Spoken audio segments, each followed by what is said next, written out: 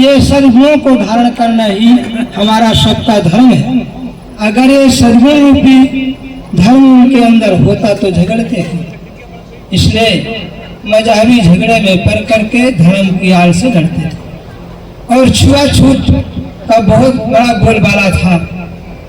ब्राह्मणों को जो है काम तो लेते थे सबसे, लेकिन उनसे भेद मानते थे।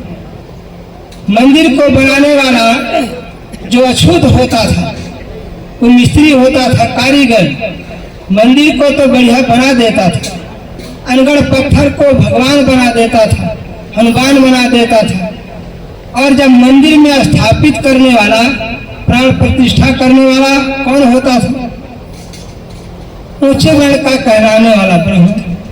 तो प्राण प्रतिष्ठा जब हो जाती थी, उसमें फिर दूसरा नहीं घुस सकता था। बंधुओं विचार करो, बनाने वाला जो मिस्त्री है वो मंदिर बनाया, वो अनगढ़ पत्थर को गढ़ के भगवान बनाया, वो श्रेष्ठ है कि नहीं? बनाने वाला अछूत हो गया और बाद में उसकी मेहनत का फल कौन ले रहा है? वो पुजारी बन करके धन वो ले रहे हैं। अब बनाने वाले को कहते तुम अछूत हो, नहीं जा सकते हो। गोरखपुर के मंदिर में उस समय जगजीवन राम नेता थे, उनको उद्घाटन में बुलाया गया था। जब वो चले आए लौट करके, तो गंगा जल से उस मंदिर को जल से धोया गया, गंगा जल छिड़का गया, मंत्र उच्चारण किया गया। ये अछूत नेता आकर अपवित्र कर दिया। ये भ्रांति धारणा अभी भी शिक्षित युग में, वैज्ञानिक युग में अभी भी नहीं जाग रहे हो। उन अंधविश्वास वालों की पूछ पकड़े हुए। तो सदगुरु कबीर साहब की जयंती वाले का क्या मतलब है? अभी छुआछूत का भेदभाव नहीं जा रहा। अरे जो छूने योग्य नहीं है, मांस, मदिरा, मछली, दुर्व्यसन, ये अछूत हैं, इनको ना छुओ, इनको ना ग्रहण करो। और जो मनुष्य पवित्र है उसको जाति के नाम पर छुआछूत मानते हैं। एक भंगी होता है, वो सफाई तो कर देता है, लेकिन वो मांस भी नहीं खाता, शराब भी नहीं पीता। अगर स्नान करके जल दे तब भी कोई पीने को तैयार नहीं होगा, तो क्योंकि वो भंगी है, मेहतर है। लेकिन वो मेहतर जिस गंदगी को सफा के बाहर किया, उस गंदगी को मछली, मुर्गी, सुअर ये सब खा जाते हैं, और उसकी सफाई ऊंचे ऊंचे वर्ण के कहलाने वो लोग भी कर जाते हैं। मछली, मुर्गी, सुअर जो मेहतर की भगाई हुई गंदगी को खा जाते हैं, और उनको ये इंसान, मनुष्य कोई जात पात का नहीं, किसी जात में सब में है खाने वाले, मांस, मछली, अंडा, शराब, किसी जात वर्ण में बटा नहीं है, सब में सब तरह के लोग हैं। तो सदगुरु कबीर साहब का जो संदेश है, छुआछूत क्या है, अछूत कौन है, छूने योग्य क्या है, तो सदगुरु कबीर साहब ने बताया। उस पर जब चलेंगे, उनका अनुकरण करेंगे, तभी तो जयंती मानना सार्थक होगा। सदगुरु कबीर साहब ने मना किया, दुर्व्यसन न करो, नशा न करो, लेकिन आज हम उनके अनुयायी होकर के बीड़ी पीते हैं और शराब तक पीते हैं। कितने भगत लोग कहते हैं महुआ का फूल है, हम हिंदी भाषा में कहते हैं, आप लोग जो समझते होंगे, महुआ का वृक्ष होता है, उसके फूल से शराब बनती है, तो कहते हैं महुआ का फूल है।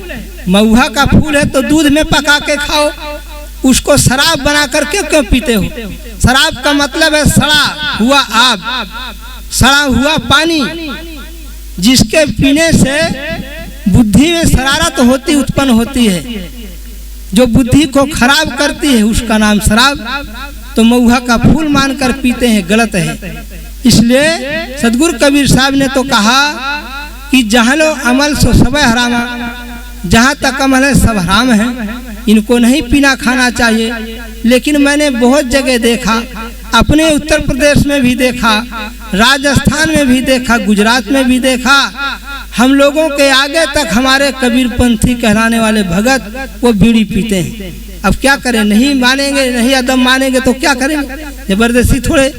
दूसरी बात, जो मूर्तियां हैं वो केवल आदर्श के प्रतीक हैं, उनकी देवी देवताओं के, महापुरुषों के, संतों की फोटो रखिए और उनकी सफाई रखिए, ध्यान करिए उनके आदर्शों पर, उनके गुणों पर अपने जीवन में उतारें।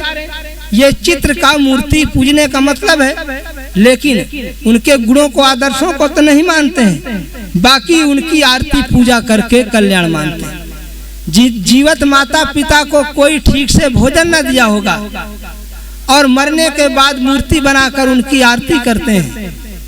जीते जी तो हड्डी तोड़ा होगा और मरने के बाद काशी प्रयागराज आदि में पिंडा पराने जाता है, मुंडन कराने जाता है। उनकी जो भस्म होती राख को लेकर वहां डालने जाता है। अरे जब जीते जी कर्म ठीक नहीं किए, पाप कर्म किए, तो तुम उनकी राख डालने से कैसे तार सकते हो? जियत पिता को दंगी में दंगा, मरत पिता पहुँचावे गंगा। जियत पिता को पूछे न बाता, मरत पिता को परसे भाता। तो ये भ्रम में पड़े हुए लोग आज जिंदा में दान धर्म नहीं करेंगे, मरने के बाद उनकी तरही बरही याद करके बहुत लुटाते हैं। वो जो कर गए वो अपने लिए कर गए, अब जो तुम कर रहे हो उनके नाम से तुम्हारे लिए। जो दान पुण्य करोगे उनके नाम से भंडार आज वो तुम्हारा है, उनको नहीं मिलेगा। वो जिंदा में जो करके गए वो ही लेकर संस्कार रूप में गए। इसलिए बंधुओं देवियों, हम सदगुरु कबीर साहब के बताए हुए मार्ग पर चले, छुआछूत को, भ्रम पाखंडवाद आदि को दूर करें, टोना टोटका आदि जो है इसमें न पड़े। देवी देवताओं के नाम से आज भी जो बलि दे रहे हो, बकरा मुर्गा भैंस आदि की, काठमांडू में तो भैंसा तक की दशहरा के दिन बलि देते हैं। अपना पी लेते हैं, राक्षस बन जाते काले कपड़ा पहनकर। अब भैंसा को भी शराब पिला देते हैं और तमाशा देखते हैं, उसको भाला से कोंचते हैं, मारते हैं, वो भागता अंत में मर जाता है, उसका मांस खाते हैं। ऐसे भ्रम में वहाँ के हिंदू भी पड़े हुए हैं। और जहाँ वृक्ष का खूत होगा, वृक्ष काट देगा, उसकी जड़ को भी पूजेगा, पत्थर भी कहीं रखा उसको पूजेगा, माला पहनेंगे, लेकिन मांस मछली वो हिंदू कहलाने वाले वहाँ भी खाते हैं। यहाँ भी बहुत जगह अभी भी बकरा लोग चढ़ाते देवी देवताओं के नाम से। सदगुरु कबीर साहब ने तो कहा है, माटी के कर देवी देवा काट काट जी दैया जी, और जो तोरा साचा देवा तो खेचर क्यों न लिया जी। कहा कबीर सुनो संतो राम नाम लिया जी, जो कुछ किया जिभ्या के स्वाद बदला पराया दैया जी।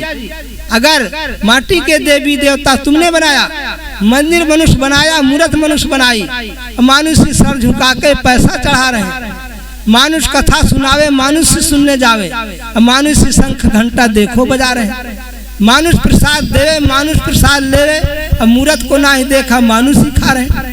सब मनुष्य की करामात है, लेकिन अपने को भूल करके करता गावे सृजनहारा, ऐसे भ्रम में पड़ा हुआ है। इसलिए बंधुओं, सदगुरु कबीर साहब के विचारों को लेकर चलेंगे तो सच्चे कबीर साहब के अनुयायी होंगे और उनकी कबीर जयंती मनाना सार्थक होगा।